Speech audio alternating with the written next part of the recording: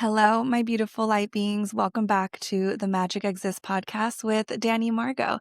I have an amazing guest here. Her name is Linnea Aurora, and we have actually tried to record this podcast for maybe 6 months to a year now. And we had a recording back in April, but then Linnea went through this amazing Akashic transformation with actually my mentor, Akashic April. And so we felt like really called to be able to hear the before and now the after of this like beautiful transformation, because this is what the whole journey of this podcast is about, transitioning from the 3D to the 5D. And it's really about learning and being inspired and hearing these stories to be able to expand and give yourself a permission slip to lean into that self-expression, or that thing that's kind of scary, or that thing that you felt like you couldn't do, but because of these, beautiful speakers, you feel called to do so. Linnea is a trauma-informed holistic coach, space holder, and community weaver. She is passionate about creating spaces where people can let go of masks and feel enough and embraced exactly as they are, allowing that to become the key to unlocking their inner healing, natural gifts, and contributions to the world. Linnea offers one-on-one mentorship, retreats, and on and offline community, guiding and assisting with inner growth, embodied healing, and a returning to grounded, heart-led wisdom. Welcome, Linnea. Thank you so much, Danny. So my first question I like to ask all my guests is, what is your strongest clair, and how does that come through in your life, in your daily life, and in your work? So I would say clairvoyance and claircognizance. They've actually been very much present with me my whole life, especially claircognizance, but I just didn't know what it was until my recent years. Um, it's something that, if even if I was at school when I was younger, I had no idea what I was about to say. You would put me in front of the class, and then suddenly I would be just talking about things that I didn't even know. And this was just coming from that knowing, just knowing how things are. And that has been a journey for me, like to actually starting to understand what is claircognizance, and where it's like, oh, where did that come from? To actually like, okay, I'm doing this. It's a real thing.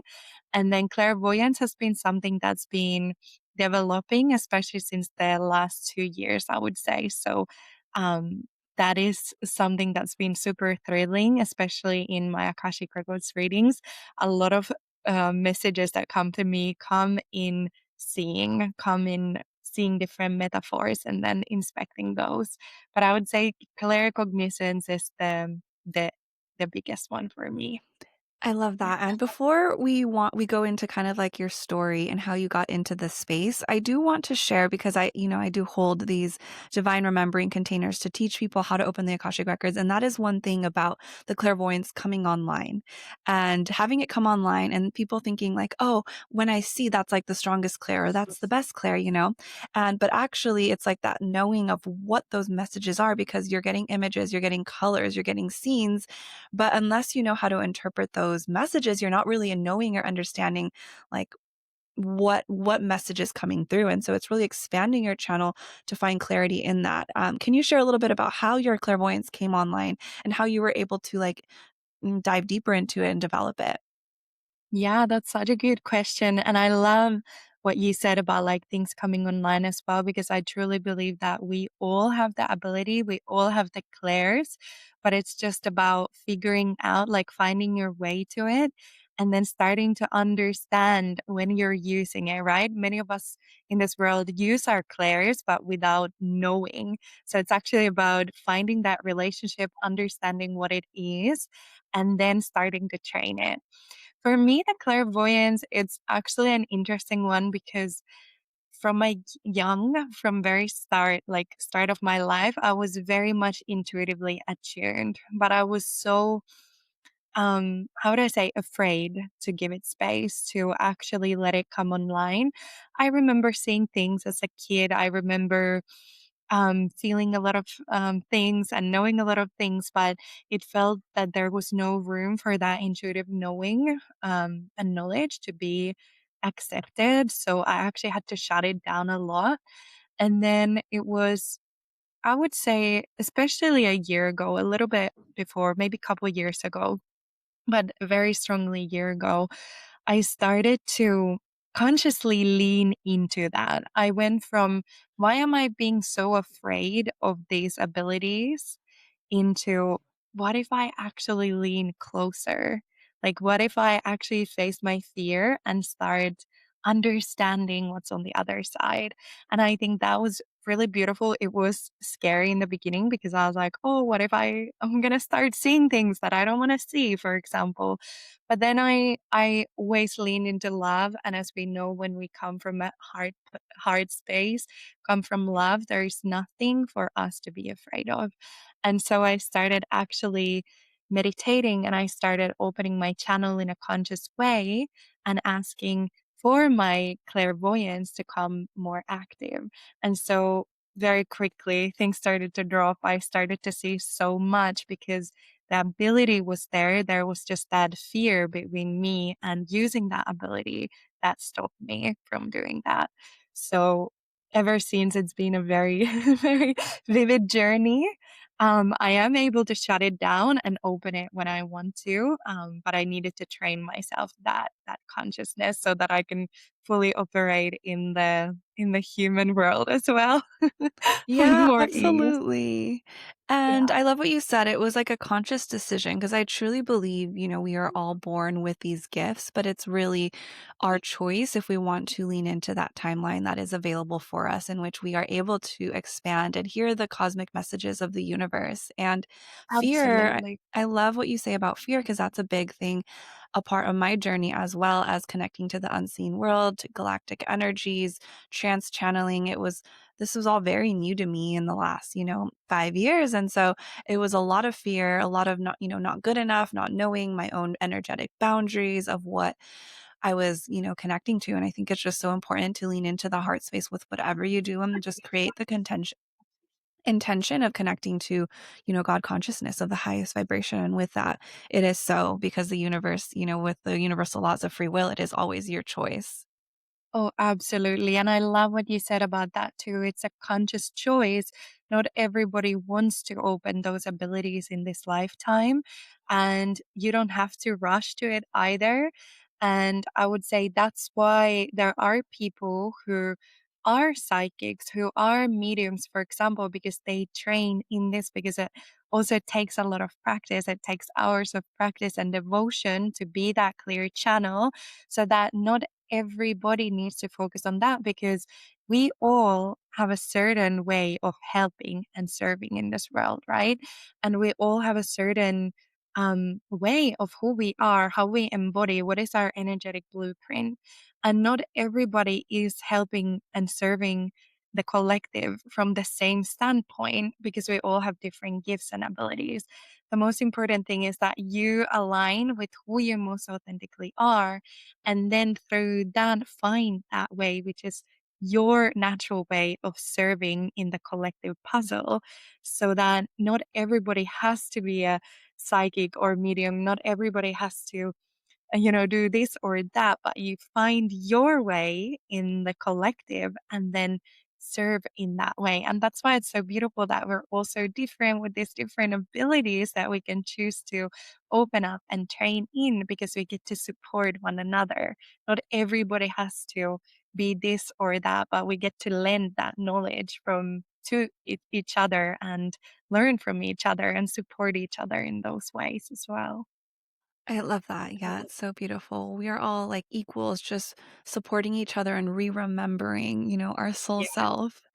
And Yeah. so I just got back from my honeymoon in Mallorca, and I know you had a retreat recently in Mallorca. And so I want to talk a little bit about how you got into the spiritual space, the personal development space. And I know I'll let you share it, but something about like you started with retreats.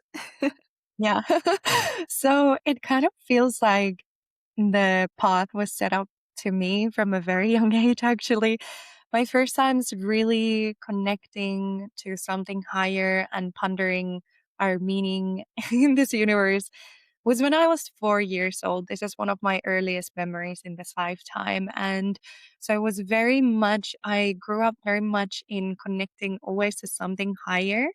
Yet I didn't identify myself as a spiritual person because I didn't know what that was my whole life living in Finland growing up until I was 18. I only knew the world of religion, but I didn't feel religious because it felt somehow limited. So I moved to Australia and I started to meet people who were also very open and conscious, and they were connecting to something higher. Mostly they were connecting through the wisdom of love and energy and um yeah, this like embodied feeling of what it is to be part of one. And I started to understand, like, oh, okay, spirituality is just a label for what I have been living and breathing. And so it was very exciting to start that journey. And I became a yoga teacher in Australia. And I happened to have a friend who started a retreat center with her mom in Montenegro.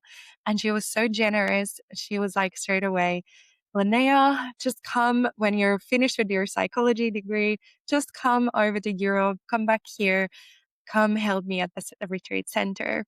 So after I finished my university degree in psychology, I really wanted to lean into not so much just in the science world, but more into the world of spirit and connection. I went to the retreat center and she threw me into the cold water, which is such a blessing because I just needed to learn as I was going. I think at that point, I was 23 years old and we were having big groups of plus 20 people each week. And I was just given like open hands to lead the spaces, to run the retreat center. Actually, I was doing that for 3 years, every year, half a year. And then the other half a year, I would be doing the admin. So I learned so much about these spaces, but it was so beautiful because we had also other guest teachers coming and I could see them facilitate. So I'm so blessed. I got to learn from amazing facilitators, amazing friends who were bringing people together. And I got to experience that magic of real connection, of dropping masks and coming to your authenticity week after week after week because we were hosting retreat every week.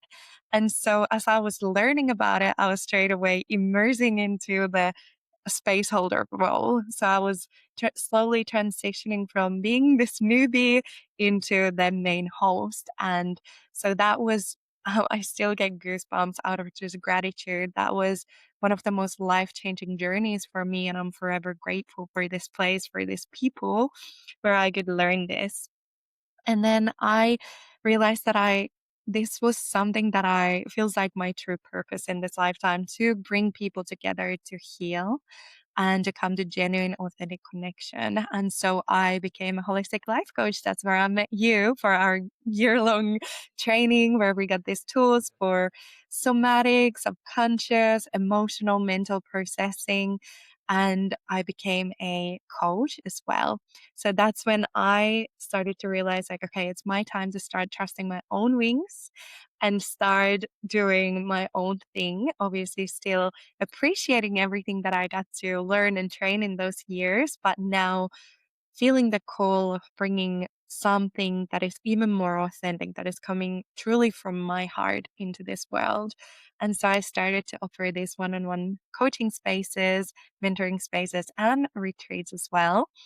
And this year's retreat was actually very interesting because I had my co-host and we already hosted one retreat together last year. But month before this retreat, she had to drop out because she had a big surgery.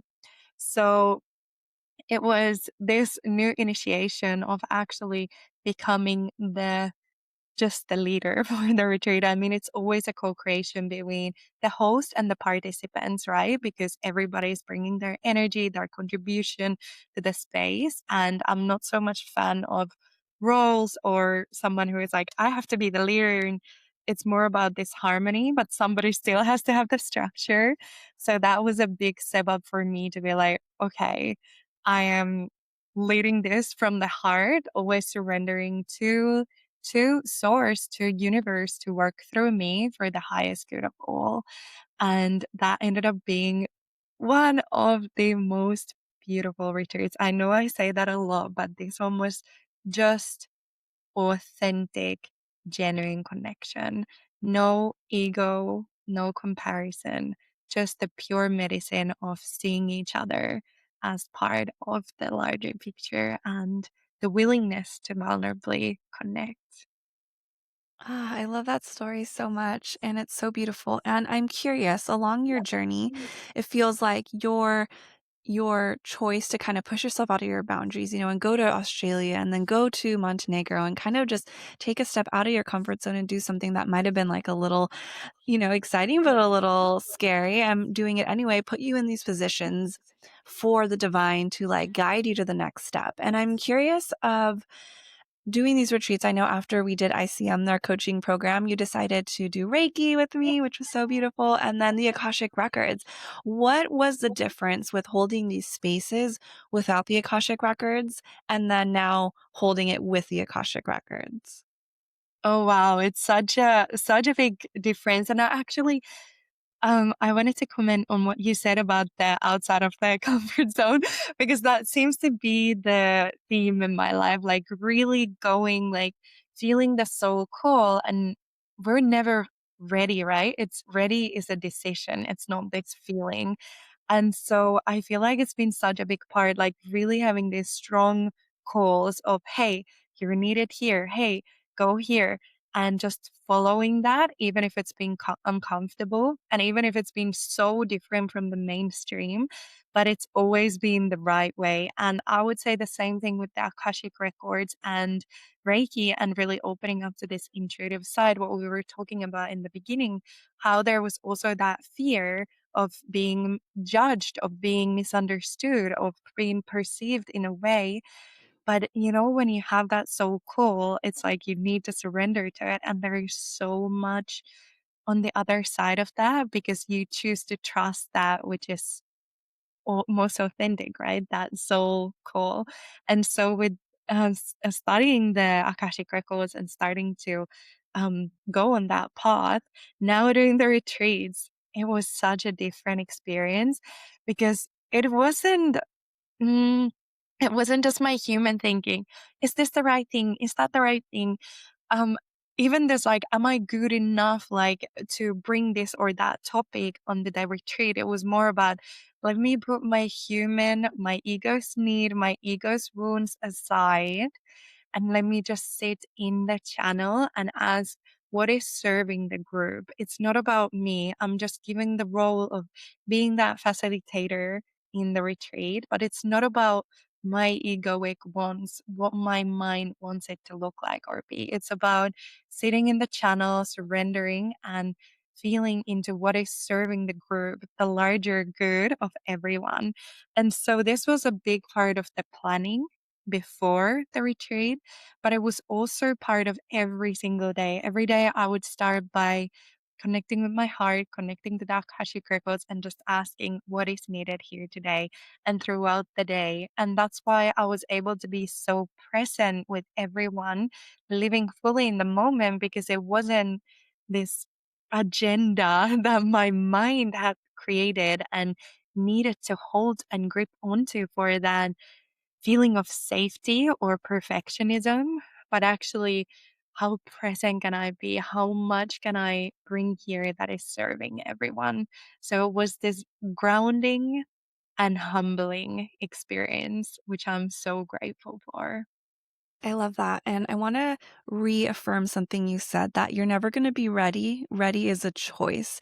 And I truly believe that as well.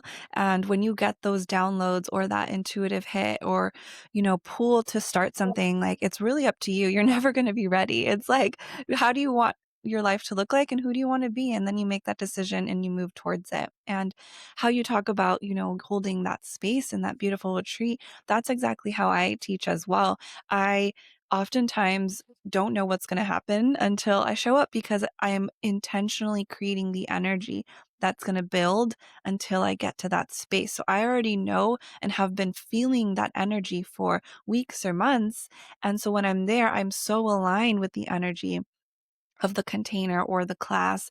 And then I know I open the space further to the Akashic Records and they allow what comes through for the highest good. They bring through these beautiful, things that I could never even construct.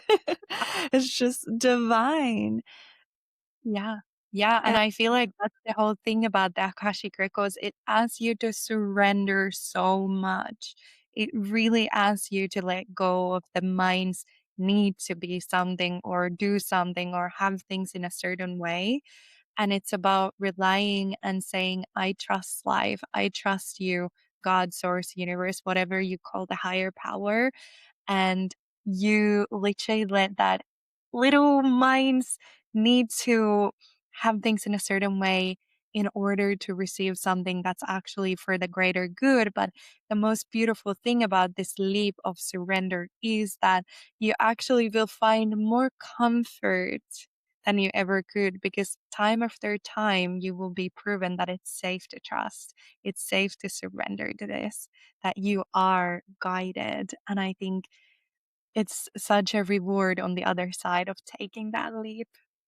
absolutely. And so, I'm moving in a couple weeks. And I think by the Mhm. time this video comes up, it'll probably be a little after. But I was packing up some of my journals in boxes and I opened my Reiki journal from 2021.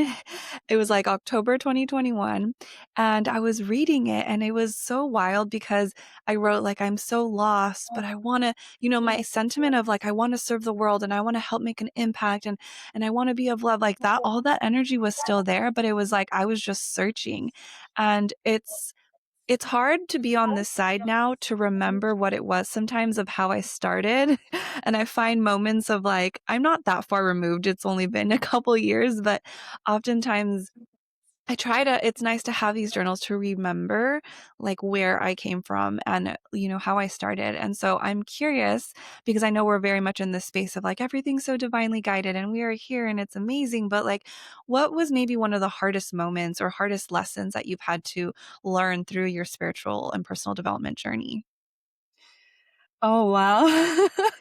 That's such a big question, and, I mean, there's been obviously when we're on this journey, and for many of us, this journey is initiated through many hardships. I would say, the sooner in your life you have hardships, the sooner in your life you start opening up to these kind of things, and what is outside just the superficial and the what seems to be just, the surface level. I would say some of the hardest lessons have been this understanding of I mean, something that's actually coming to me like directly is that one of the most quote unquote spiritual things we can do is to not judge others, is to not judge ourselves, is to not judge anyone, is to actually understand that we are precisely all of us where we're meant to be. And so there is no hierarchy, there is no no like love does not judge, right? And I think this has been something that I really needed to learn, not only toward the external world, but toward myself as well. Because I felt at one point really, really lost in feeling that the way that I am born and the way that I was gonna help in this world was so judged. And so I felt like that there was so much criticism around what I do and what I should do. And I think, oh, there are ways to help in this world that are so much more important and powerful. And, I caught myself in like really boxing into like how much is this person helping or that person helping or my field helping. And, I think this can be something so common when there's so much desperation in this world, when there's so much unhealed in our world. We all just want to help and we want to find the most powerful way of helping. But to understand truly that we all are born with this natural inclination, like our field where we are meant to make an impact. And it could be something as small as meeting people in your life with kindness and love. It doesn't always have to be this big thing, but by understanding that every little action counts, every little thing counts, and not to be so hard on ourselves or on others or the world, but we really can bring so much compassion toward ourselves and each other, because we know that everyone is trying their best to whatever capability they have, to whatever extent we all have. And so when we judge, we're just stuck in this loop of things are not the way they should be. And I feel so bad and so oof. But when we can rise above that and understand that, okay, we're all humans, we're all here trying our best, we're all here to do a different job.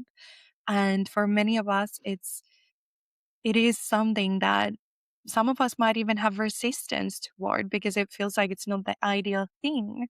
But to firstly acknowledge that who you are authentically is the gift that you basically authentically are here to serve as. And so once you find that authenticity and self acceptance and understanding where you are and what you're here to do, you will have that kindness toward everyone, and you will appreciate yourself and others as well in the larger picture as well. So I would say that, like, non judgmental, pure forgiveness, and loving compassion in embodied action. It's so That beautiful. I'm in a Reiki group that's like, I think it's like international. There's like maybe 6,000 people in it. And it's about, a bunch of people who are starting their business. And a girl wrote in it yesterday and she was like, yeah, I'm a social worker at a hospital. And one of my coworkers like was making fun of me about like magic Reiki and like all this stuff. And it's so interesting because kind of along what you're saying, like everyone's journey is different to awaken. And some people are going to feel more resistance in their community than others. And it's about really like doubling down into that heart space, into that compassion and anchoring into what you said, that authenticity to really be able to let that go. Cause of course, that's always like a projection of other people's limiting beliefs.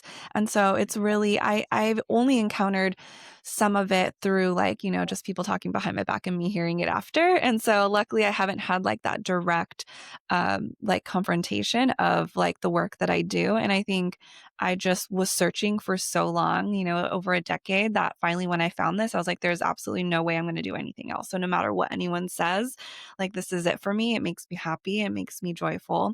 And so anyone who is, dealing with those persecutions, honestly, find a community, find a mentor to help support, validate that authenticity you have within so that you can shine even brighter in those moments. And oftentimes that's a soul contract, or a fear that you are meant to transmute. And if anything, on the other side, you'll be, so much more at peace and harmony with yourself because you stood up for yourself.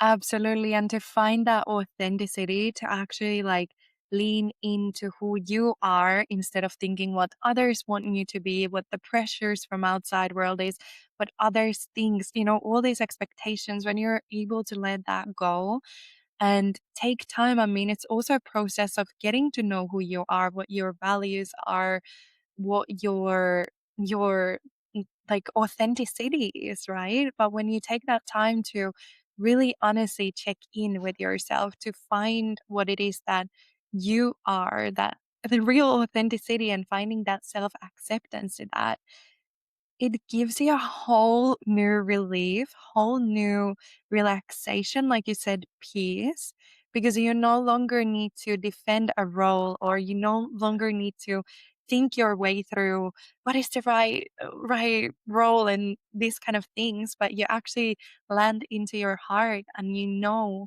who you are, and there is so much peace in that authenticity, in that realness. And for everyone, authenticity looks different. And I think, our creator made us all different for a reason. And also, we were all made to be our most authentic self. So every time we try to be something that we're not, we're putting a role on, or a mask, or trying to be different, we're actually taking a detour away from who we were meant to be, who we were intended to be. And when we let ourselves be enough as we are, as our most authentic self, we can fully actually come to alignment because we're no longer pushing and fighting against our nature, but we're coming to who we are. And from there, the path will be so much more clear. Yeah, absolutely. I'm Yeah. getting an intuitive hit. Do you want to talk Yeah. about your dark night of the soul when you were Oh, sick? oh my goodness. Sure. I mean, yeah. Do you have any specific question about the dark night of the soul, or shall I to share?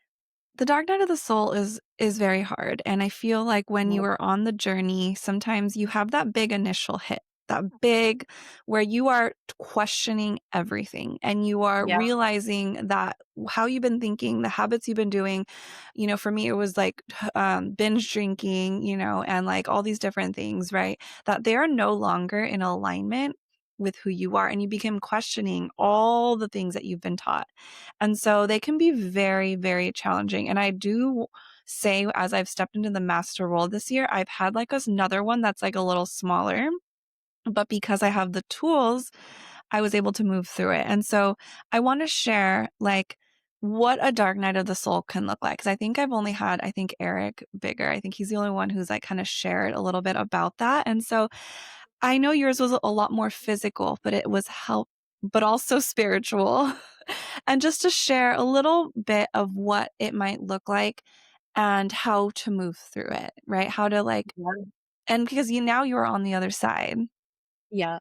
I mean, I've had dark nights of the soul, like smaller ones, but this one was the biggest one.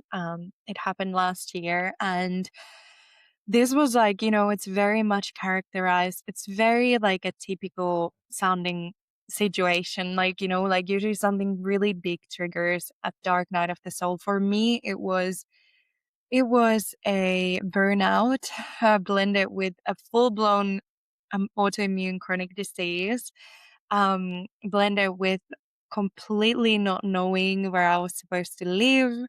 Um, just a big thing, everything happening at once to the point where I woke up one day and I could not move an inch in my body. Like my body was like, stop. I couldn't open my mouth to ask for help because I was in so much pain because I had been running in this old, outdated patterns of people pleasing, of trying to find my worth in the world by achieving, by overworking. I was a work addict, like workaholic, and constantly, although I have always loved my work, but at that point, it was still, there was this sense of my worthiness comes from my work. And so I would be working 24/7 to the point where I absolutely just crashed.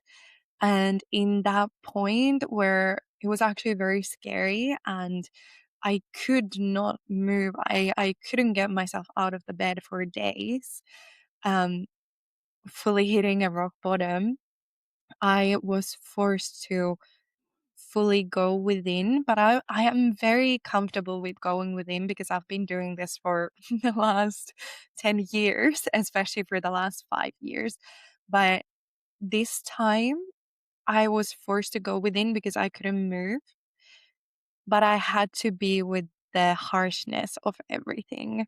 I had to really, I didn't have the energy to be in this like, okay, but everything is gonna be the perfect way and everything is aligned. But it was this like, wait, what? Whoa! Like I thought everything was good, and then now everything is just like I can't even get out of bed. And so I was forced to go within, but not in a nice way, in a really like, okay, look at your patterns. What's here?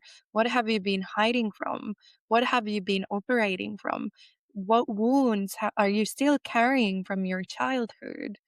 And I really, really had to go in there because I didn't have an escape, right? I was in my bed, lying there with no other thing. And so I was in this for many months, actually, in full process, and knowing that I'm studying psychology, I'm also a coach. I don't let my go self out of the hook. I don't let myself go easy. So when there's something to be healed, I take it as like, okay, let's go into it. Let's go into the root of it, and fully owning myself in the whole process. It's easy to blame the outside world. It's easy to blame others, but we need to take responsibility for our actions. Like, where I had put myself, it's no one else's fault that I was overstepping my own boundaries and people pleasing so much, because I had let that happen, because I had unconsciously drawn myself into these positions where that was happening to me over and over again. And that was the familiar way. So my subconscious was always gravitating toward those things. So I really had to step up, take a lot of responsibility, and ask really honest questions. And this was not nice. It's not nice, especially for the mind, for the ego. But I believe that's the way to actually clear our predominant patterns, to actually go into the root of things. And we can do this with kindness, with compassion, with how to be that loving mother to myself whilst it's really hard, whilst I'm moving through this hard period. And so I had to take full life out of my business, of everything, for half a year. I was basically just isolating. I was living by myself, not seeing many people, but I fully just wanted to dedicate everything to healing, because I knew that if I really wanted to help the world as bad as I've always wanted to, I needed to firstly help myself and not come to the world doing this work in this way where I need to come to like find my meaning or worthiness in this, like this subtle little manipulations or ways for the inner child to find validation. But I needed to be clean in order to serve others from that clean place too, where it's actually coming from the pure wantingness to help, not to prove myself, right? And there is a big thing, especially when we're coaches. And I think in this field, we're such caring people, and that's just us by our nature. But we need to be sure that always that care comes from a clean place, right? And that's when we're even better coaches, even better healers, even better co creators of this world, right? And so the dark nights of the souls are never easy. They make you face a lot, but they also give you so much newfound freedom, authenticity, and faith, and just genuine understanding of who you are. And I would say it's never too late to forgive yourself, forgive others, start over. We are all humans, we're trying our best. And it's just so important that we let ourselves have that chance too. And if there is one thing I want to say to anyone going through a really hard time right now, is that I wish someone told me during my dark night of the soul this, but things will get better, and things will get even better than they were before. Because when it's hard, so often we think, oh, I wish I could go back. I wish things were the same. But this pattern interruption comes because you're ready to be at your like higher potential, at your healthier version of you. And so things will get better. So I just want to offer some encouragement for anyone going through a really hard time right now, that things will get better. Just hold on, stay there, just show it with compassion and kindness, and things will be okay. You will look back and you will understand a lot more why it all happened. So beautiful. And I totally agree. Once you open your conscious awareness, you can never go back. And it's Yeah. always for the better. And my dark night of the soul, I think, was like about 4 months, and it was right before ICM. And so it was like ICM, I kind of went through it right after, and it was like, okay, well, let's dive deep. and we went every week, we went deep into our subconscious, our limiting beliefs for a whole year. And that was the first time I felt unity consciousness. That was the first time I felt enlightenment and inner peace. And I was like, whoa. And so just like exactly what Linnea said, on the other side, it will only get better. You will only expand. You will only be more embodied. And it's like kind of like a life journey of this now, even for myself. Like this year has been the hugest year of my life. I started teaching Reiki, started teaching the Akashic Records, got engaged, got married, moved twice or about to move again. And it's like about enjoying the process, enjoying life. And what I'm currently leaning into is balancing meaning and fulfillment in life and joy and balancing those things because I think right now I still have this separation of like work is my passion and my meaning gives me meaning and fulfillment. But then when I'm having fun and joyful, the meaning kind of like separates. And so for me, even that, like I'm integrating those energies to see how I can be my purpose. Like my business isn't my purpose. I am that walking embodiment of abundance. And even if I don't have all the answers right now, it will fall and it will drop into place. And I just trust and know that it will be integrated at the right time. But I have that awareness of like where I'm moving into.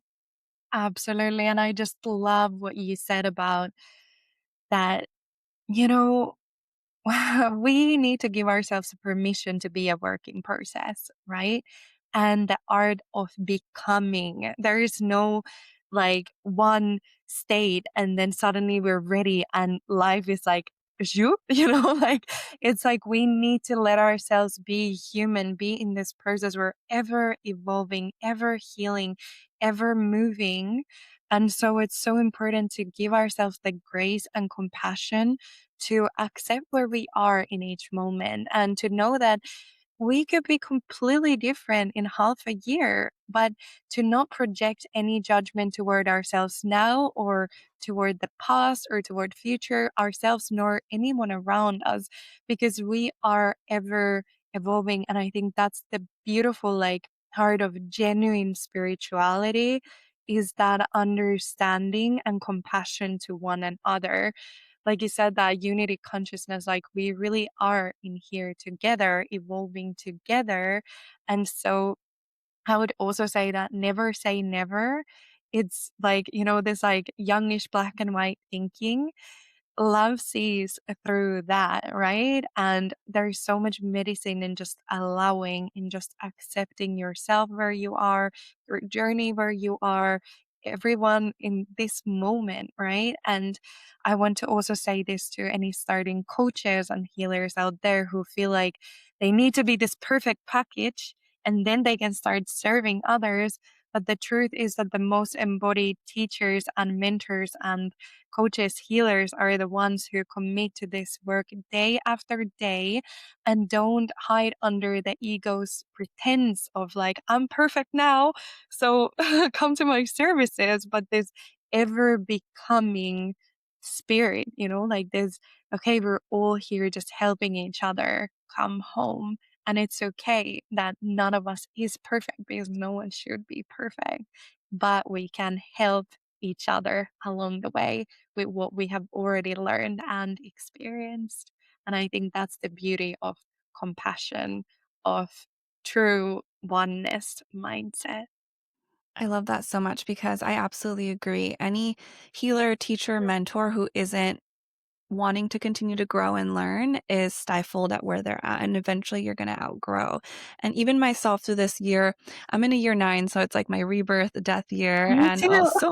so many things have happened that I've decided that I just booked a 3-month coaching, session with someone so that I can continue to be held. And it's like for anything, like when I started learning golf, like if I had taken lessons, I would have probably not taken 2 years to learn. I have girlfriends who learned in a couple months. If you want to learn piano or how to sing, like you hire someone to support you. Yes, you can teach yourself from YouTube and that's totally wonderful if it's not like something you're really wanting to quantum leap in. But if you want that support, if you really know this is for you, then you hire someone and to support you. And even healers as myself, we are always on this path of dedication to be that clear vessel for my students, for my clients. And it is so important to me to continue to grow and heal so that I can continue to serve as in the highest embodiment and expression that I am.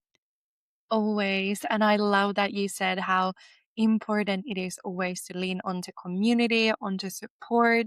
It's like everybody is worthy of that. And there is immense power in real, authentic community where you're seen and held exactly as you are, where you don't need to pretend that you're more further along than you are, but you're actually safe and seen and also listened to. That even if you're someone who's a space holder, that you don't always need to be the one holding things together, but you also have the space, like a mentorship, where you can receive that support and understanding as well. Which I think you have, Linnea, a membership. So, what offerings do you have currently that my beautiful listeners can benefit from? Oh yeah, I would love to share. So I have my one-on-one mentorship containers. This blends I would say coaching and mentorship. So anyone who is actually really wanting to go deeper into their inner healing and this journey. So we meet every single week and we work on what is on your heart. So this time is dedicated for you so that you can heal and become your most authentic self and fully align that which your heart is calling you to do. And then I have my online membership. So this is actually a beautiful community of very like-hearted women, sisters who embody this spirit of compassion, of kindness, of authenticity. We meet once a month for a community call, but then every single week I also create material. There is a theme for every month. So I send a lesson where you get to immerse yourself into these themes that we were actually talking here. Then there is also yoga, meditations, Akashic forecasts, and so on. And I also host retreats and gatherings. So this is more of the offline community. So if you want to come and hang out in real life, we just had last week one gathering in Switzerland. Me and my friend Sarah organized it. It was so beautiful, just pure connection, realness, nothing, no pretense, but actually the real thing, the real medicine of coming together and feeling that you belong exactly as you are.